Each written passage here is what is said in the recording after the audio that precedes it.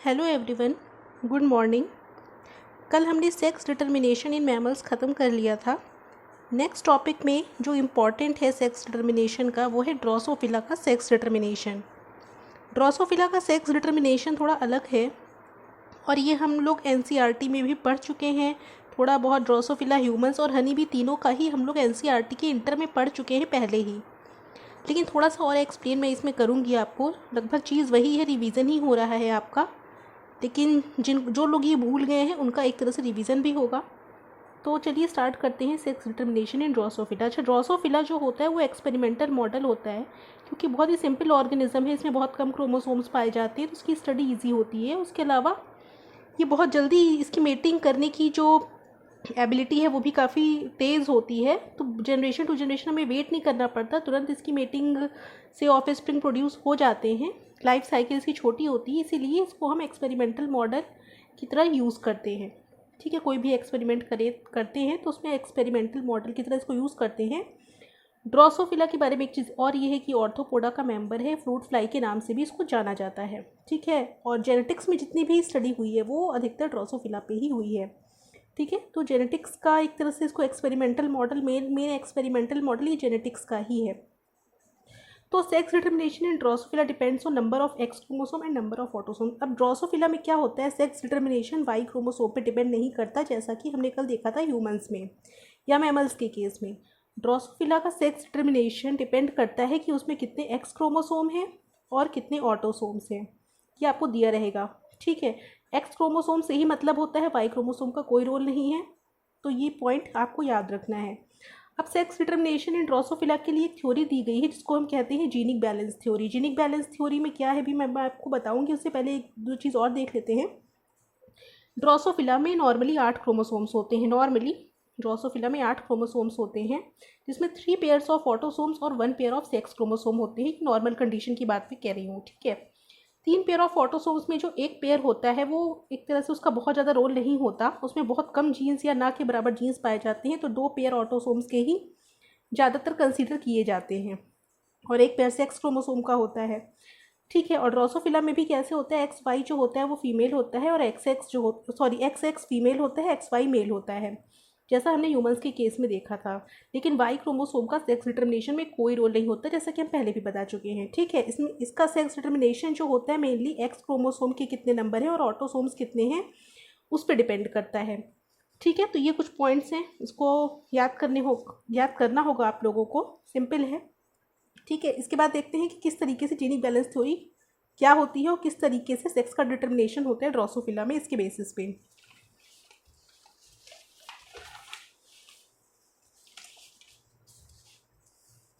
ठीक है, अब देखिए, sex in Drosophila is determined by ratio of number of x chromosome by the number of sets of autosome. ठीक, इसमें लिखा हुआ, मैंने इसको इस तरीके से भी लिख दिया है कि सेक्स डिटर्मिनेशन ड्रोसोफिला में कैसे होता है, जितने एक्स क्रोमोसोम है उसको नंबर ऑफ ऑटोसोमल सेट से डिवाइड कर देंगे तो हमें एक जो भी न्यूमेरिकल वैल्यू निकल के आएगी उसके बेसिस पे सेक्स डिटर्मिनेशन हम पता लगा सकते हैं कि कौन सा सेक्स होगा उस इंडिविजुअल में या उस ड्रोसोफिला का सेक्स कैसा होगा।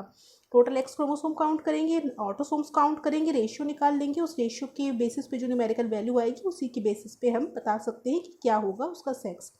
कैसे अभी हम देखते हैं इसको।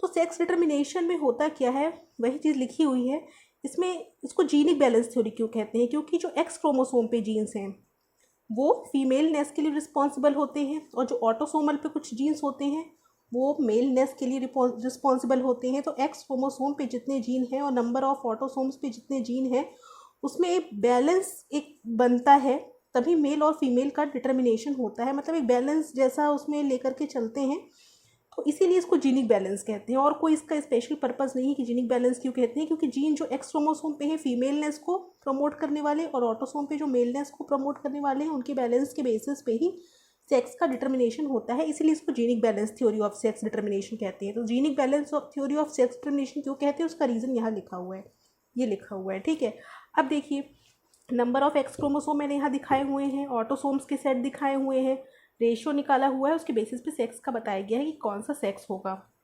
तो अगर नंबर ऑफ क्रोमोसोम यहाँ पे 3 है, नंबर ऑफ ऑटोसोम्स के सेट 2 हैं, 2 ऑटोसोम्स के सेट हैं, तो रेशियो 1.5 निकल के आएगा, मतलब मेटा फीमेल है। अगर देखिए अगर रेशियो 1 निकल के आता है, अगर 1 रेशियो निकल के आता है मतलब वो नॉर्मल फीमेल होती है, और अगर 0.5 निकल के आता है तो वो नॉर्मल मेल होगा।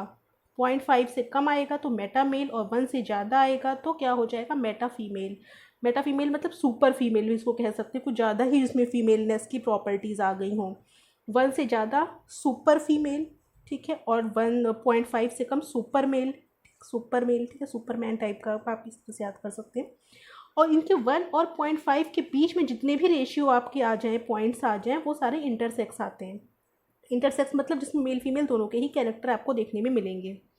इसमें मैंने 2 जगह टिक मार्क किया हुआ है, उसका मतलब ये है 2 सेट ऑटोसोम्स देखिए इसमें है, इसमें भी 2 सेट ऑटोसोम्स हैं।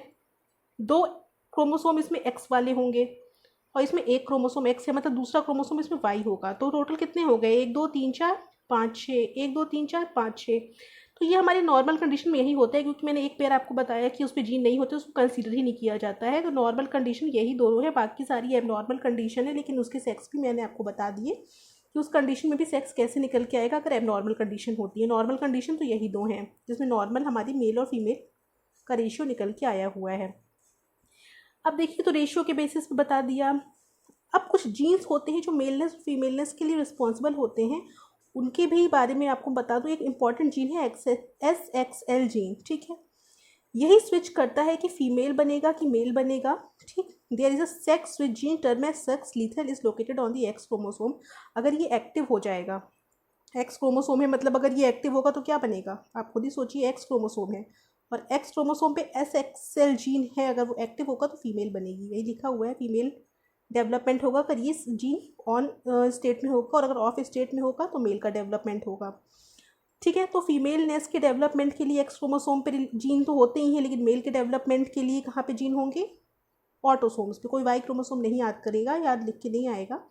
तो यही इसमें यहाँ लिखा हुआ है, XXL जीन का बहुत इंपॉर्टेंट रोल है, ये आपको कई जगह मिल भी जाएगा इसके बारे में। इसकी पूरी मैकेनिज्म होती है, सिग्नलिंग मैकेनिज्म।